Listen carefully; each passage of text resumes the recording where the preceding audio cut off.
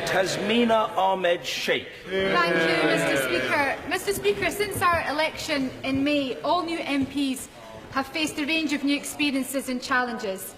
Today's vote will, of course, mark one of the most significant decisions we've taken in our careers to date, and we do not wear it lightly. I respect the sincerity with which the Prime Minister made his case today, although expressed disappointment at the words he chose to use last night to describe those who, with equal sincerity, disagree with his view. Those of us who find ourselves in support of the amendment to the Government's motion have also thought long and hard about our decision and the enormous consequences it will have for so many. We've each listened to our constituents and the organisations the length and breadth of the country who have contacted us to share their views.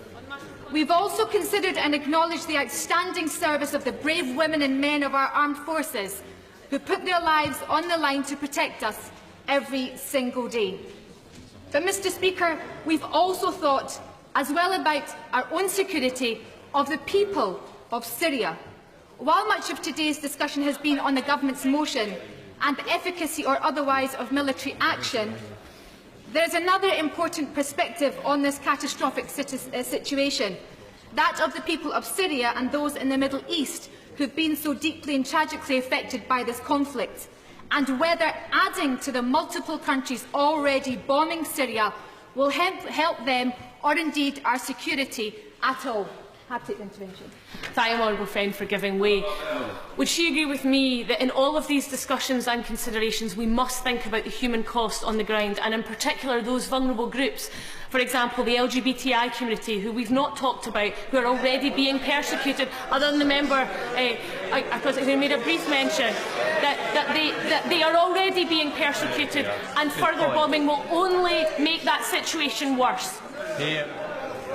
I thank the honourable friend for her intervention and would implore other members of this House to give the respect to us that we've given to them as we've listened to their interventions too. Their intervention has been heard and I agree with it in its entirety. More than half the Syrian population are now living in poverty and civilian casualties are on the increase. Recent Russian airstrikes have killed 485 civilians, including 117 children and 47 women. The facts relating to this vicious conflict are alarming, and it's difficult to imagine the human stories which lie behind them. That's why I visited Nizip refugee camp near Gaziantep to see for myself the scale of the humanitarian disaster there and to hear first-hand the accounts of refugees who have fled Syria. Mr. Speaker, I listened as the people told me how their families have been uprooted by violence, who want nothing more than to return home. I heard that their towns and villages had been reduced to rubble by airstrikes ordered by President Assad. I spoke to Nafal Hassan from Idlib. Her house was flattened by Assad forces in an attack which killed her mother, father, brother and husband.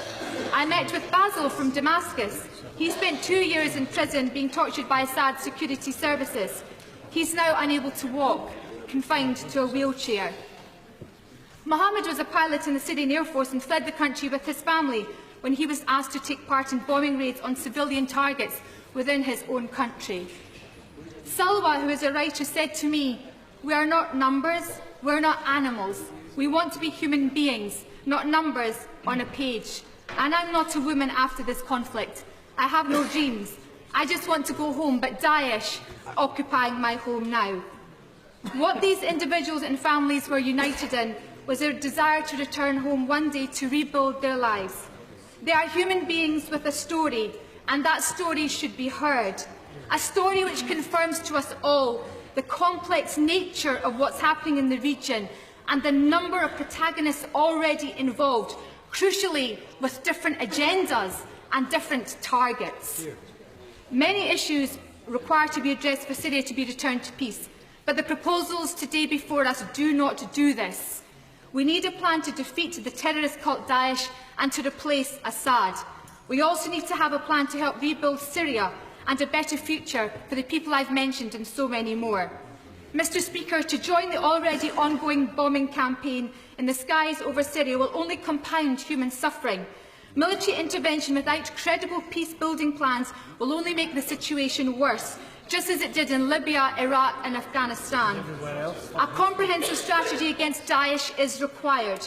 The UK could take the lead in a more coordinated effort to help identify and squeeze Daesh's finances and disrupt illegal trade. Lead a diplomatic initiative using its non-combative position to secure a long-term peace plan.